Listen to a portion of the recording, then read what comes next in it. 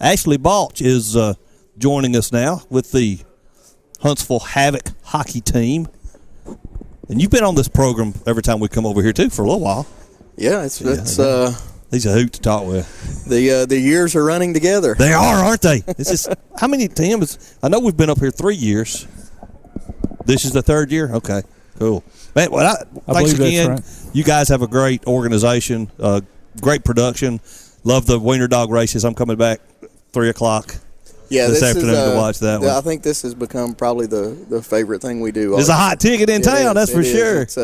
It's pretty entertaining, and this year we added a small dog race. Yes, that we did Thanksgiving. Was it Thanksgiving night? Because all the other we hate to be discriminated. Yeah, we were discriminating against the Chihuahuas. Discrimination against the Chihuahuas and the Terriers and the Schnauzers. So their feelings hurt. They have to take pet meds. Pet meds. Hey, at least Peter's not.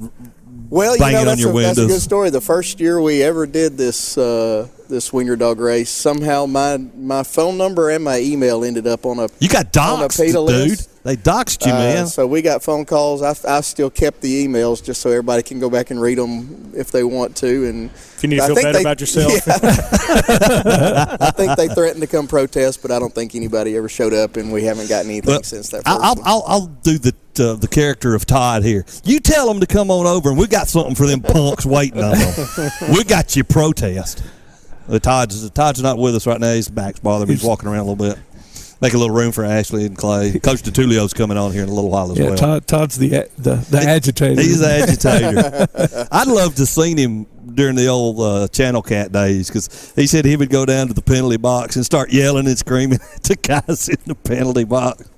I just heckled the goalie. There was this one goalie on this one team. I can't remember. Maybe it was Macon Whoopi. I don't remember. But he was like 5'1". And when he was on his skates and he bent over, his head barely cleared the goal. And he got back on our end, and I started calling him short, making fun of his number, and Thorpe was his name. He gave up 2 quick goals, and bam, we were back in. And then one of the players come over and patted him on the back and looked up at me. I knew he had heard. It'll be okay. It'll be okay, little short guy. Don't pay no attention to the mean man in the crowd. There he is. Hey, Coach, come on in, grab your headset. Coach Glenn Detulleo joins us now here live on Applebee's Tailgate Talk. And that's something, man. You come in and you just switch. Yes, you got it on backwards. That's true. He sees he's a coach, not a radio guy. We got Ashley Balch and Coach Glenn Detulleo. Guys, welcome back to the show. Yeah, appreciate it. Absolutely. We're expecting a win today, right?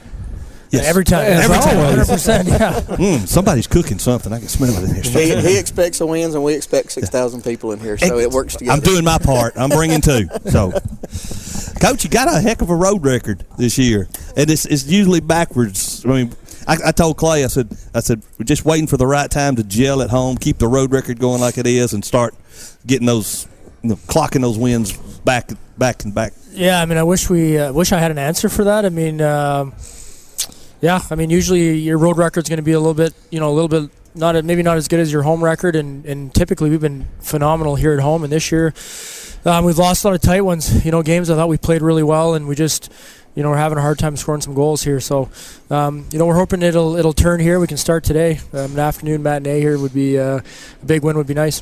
It would. Main thing is get to the playoffs. I was going to ask you, one question I had for you is, do you and your former protege, do y'all have like a little running bragging right bet or anything? Loser leave town match? I actually just got back, had breakfast with him. We were just kind of hanging out a little bit today.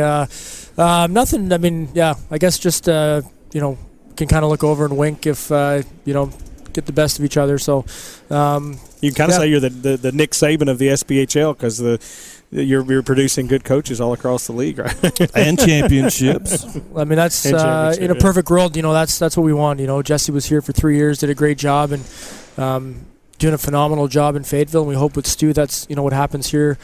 Gets some experience and learns how to do it, and moves on and gets a head coaching job. That'd be great.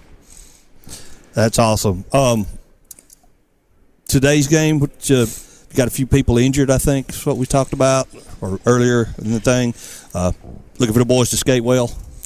Yeah, I mean, I think it's the games against Fayetteville have been really fun because they do a lot of the same things that we like to do. So it's a bit of a chess match out there. And, obviously they're in the same boat. They're short a few guys. We'll be short a few guys. And we always look at it. It's a great opportunity for some players that don't typically get a lot of ice time to get out there. And when we got some tough decisions to make here in the coming weeks, hopefully their play will help make those decisions a little bit easier for us. Right. Well, now, something I was asking, and something I've always wondered every time I come to a hockey game, and I mentioned something about this Yes, we were going to talk about Clay. When you do a line change there, substitutions, I mean, it's not like basketball where one guy runs and taps a guy on the shoulder and tells him to come to the bench. I mean, it's like everybody, the guys on the ice know, the sub. How does that work? I mean, how do these guys on the ice know, hey, somebody's coming in for me? And I think it's typically, I mean, you got like an internal clock. A shift's going to be, generally probably that 40-second range. The line that's going out next knows that they're going out. And it's just one of those things. I mean, you've played your whole life. You know that, you're typically, if you go beyond probably 40 seconds, you're just not going to be effective. You're going to be tired. So, we're always kind of predetermining who's out next. Obviously, when there's a whistle and a face-off, depending on where the face-off is, we might change who we're putting out there. You might change who you're putting out there based on who they're putting on the ice. But during the course of just regular flow, they just know. I mean, it's just one of those things. I thought maybe you had a secret signal or something. No, I wish. I imagine that you've probably got designated lineups for. Yeah, like when a guy's coming on, he's taking a certain player that's on the ice, so they know who they're taking. But again, those are things. To be honest with you, you're not really talking about. It's just, I mean, the centerman's taking the centerman, right winger's taking the right winger. Stuff they've been doing since they're probably 7 or 8 years old. So. It's funny. A lot of people ask that same question, and it's a pretty boring answer, to be honest with you. Yeah. Now you just took the magic out of it. Sorry. How close? It's all behind the curtain. There you go. How close do the players have to be before the other guys can get on the ice? Because you don't want to get caught with too many men on the ice. Yeah, it's typically probably about 5 feet. I would say about a stick length. Okay. If the player coming on the ice touches the puck before the player that he's replacing, comes off, you can get a penalty for too many men on the ice. Okay. You can see sometimes the puck will get, the puck will come around where the line changes, and you'll kind of see nobody really want to touch the puck, mm-hmm. and that's typically what's happening. They're trying to make sure that you don't get caught with 6 guys there. That's something. If you see the other team doing a line change, one of your guys, if they're slapping it over there. Yeah, I mean, if you're smart enough, that's a great time to put a puck in that area, and the opposing bench is going to be screaming at the referee that there's too many men on the ice, and a lot of times they, I think the bench can help make that call. They kind of look over and, they can kind of see it's a little bit of a cluster and maybe you get the benefit of the doubt there with the call. Cool. Well, I noticed, too, whenever, you get a penalty, one of your guys goes to the penalty box there. Then another guy gets a penalty, but you're not skating with 3 guys. You don't keep subtracting guys off the ice. So if you get a penalty that's like coincidental, so if you're going to the penalty box with somebody else and you're both getting a roughing penalty, those will wash each other off, right? If you're on okay, you know what I mean? Like they have to be offsetting for it to be a numerical advantage. Okay. So if you have 4 guys on the ice and they have 5, and then 2 guys get a roughing penalty, it'll just stay 5-on-4. Now, if you've got 4 guys and they have 5 and you take a tripping penalty, well, then you'll go down to 3 players. Okay. So there has to be some kind of, offsetting penalty there. Okay, because I don't ever remember seeing the dreaded 3 guys, and I thought, well, okay. It doesn't happen very, 5-on-3s. 3 guys is the least amount you can have. Okay. You don't see it very often. I mean, that might happen once a weekend if you're lucky. I mean, typically when you're shorthanded, guys are pretty disciplined and not taking another one because a 5-on-3 advantage is a pretty big advantage. Yeah. Yes, yeah. Very much so. Now, okay, in a penalty 5-on-4, you score the penalty, then the penalty box is over. Yeah. Back to correct. Same. Now, what about 5-on-3? Does it go back to 5-on-4? It goes back to 5-on-4. Okay, so you get a man back if you score. Okay, you don't get the 2 men back if you score. Nope. All right. Now we were talking. See, now you know more about hockey than I know a lot about hockey. Okay. I just never played it, but I know a lot about it. Back in the day, I mean, when like I say the Channel Cats would play over here, and then what was the next one? Tornado. The Tornado. Okay, it was Channel Cats. Is when I'd hang out. I had friends in Buffalo, so Buffalo Sabres and the Pittsburgh Penguins came out here and done a exhibition game. And Rob Ray was he was an enforcer. So for the Sabres. So yeah, we sat in the Apple. We sat in a restaurant. Me and my coworkers watched the playoffs. Okay. So yeah, so I've been following the game a while. Yeah. All I know is get it in the goal, and that's it. You know. Yeah. Really, that's what That was the year. it comes down to. That's all. Well, that's all we care about anyway. It was the year the Sabres got hosed. I can't remember who they were playing one game. This is a terrible call. But we never fuss at the officials, so I don't. Nope. Oh, never have. Who's that guy that's coming on next week? The coaching the parents, reforming the parents. Reform parents. Yeah. I never yelled at the refs. I'm reformed now.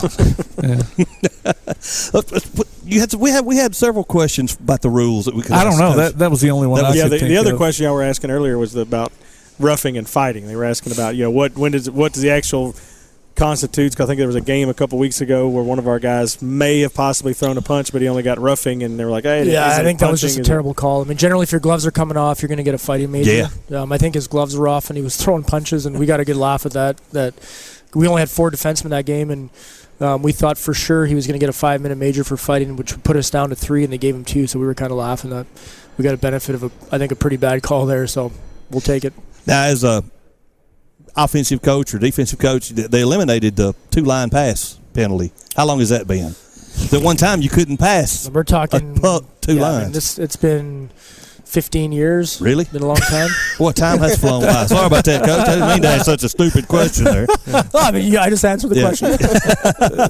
No, but that helps with your fast breaks. It's got to. It's opened the game up. It's made it faster, and it's more entertaining. Yeah, for sure, 100%. It's been a great rule change. I think there was a time where they called it the dead puck era, where it was a lot more physical and probably not as fun to watch. I would say a lot of 2-1, 3-2 hockey games, and I think the average fan wants to see it a little bit more exciting, and I think it's certainly done that. Yeah, if you can't fight so much and you're only scoring 2-1 or something like that, especially these Southern girls down here, they love to watch the guys fight. That was what started the fans. Come here. Everybody goes, have you gone and seen the Channel Cats? Man, they fight. Don't lie. It's not just the women. We like to get in there. We do.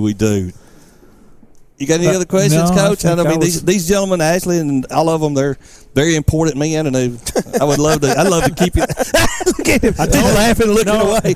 I told them that next time I come on the show, they're going to have a lie detector test for Tom, and we're going to have a little light, and lights will go off and on. No. I have one question. I was watching something the other day where they made some changes in football during some of the All-Star games to kind of test out new rules. Is there any new rules that the hockey world is testing that will be? I know the American League typically does. They'll come up with a few rules, and in their exhibition games, they'll try them out. To see if kind of like 3-on-3 years ago. They obviously our league's been doing it for a long time, but they'll test drive things kind of in the American League. So.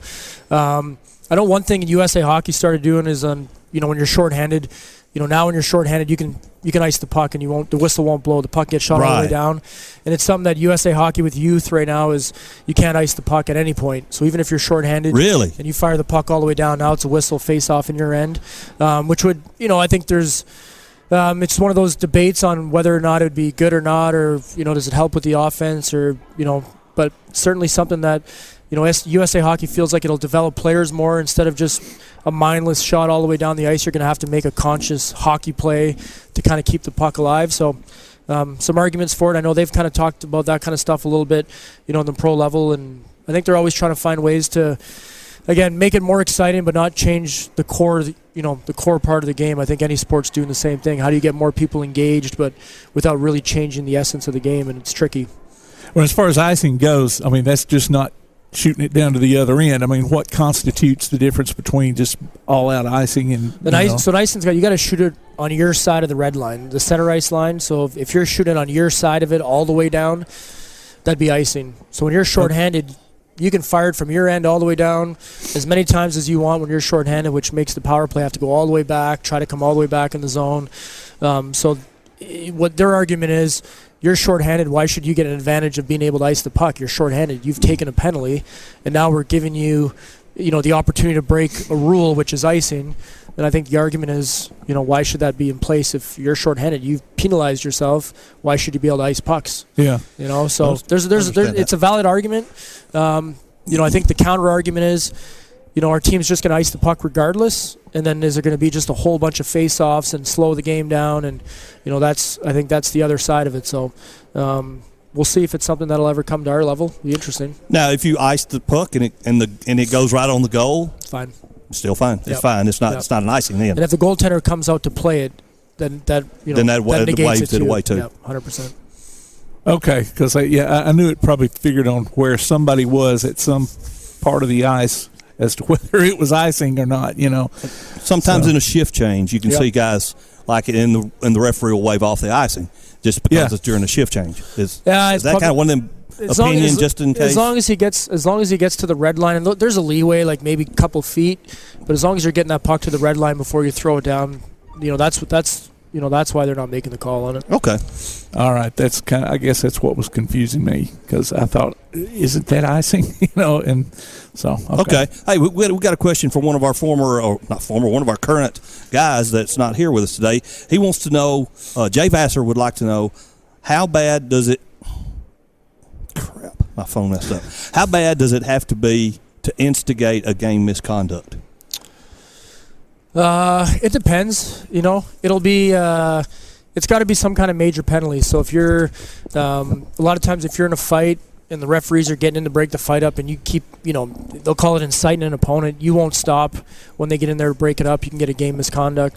If you get an elbowing major, 5-minute major, and you injure somebody, a boarding penalty, attempt to injure, like just those kind of penalties that, kind of go above and beyond. Just an infraction. You can get a game misconduct and thrown out of the game. And will the second man in 100%. constitute that? Yeah, because that's like the ultimate bad rule. You never want to be the second man in. Yeah, like if there's a fight going on and you jump in and you get yourself involved, that's automatic. You're going to get tossed every time. And those are the kind of things our league will look over after the game anytime there's a major, and generally there'll be a suspension to follow. So, we're not. Those are the ones that can hurt you. Like us last weekend, we got late in the game, we got 2 guys suspended, and we've had to play short all weekend because of it. So, you might get some instant gratification, but the long-term repercussions for us, it's not ideal to play 3 games in 2.5 days playing shorthanded.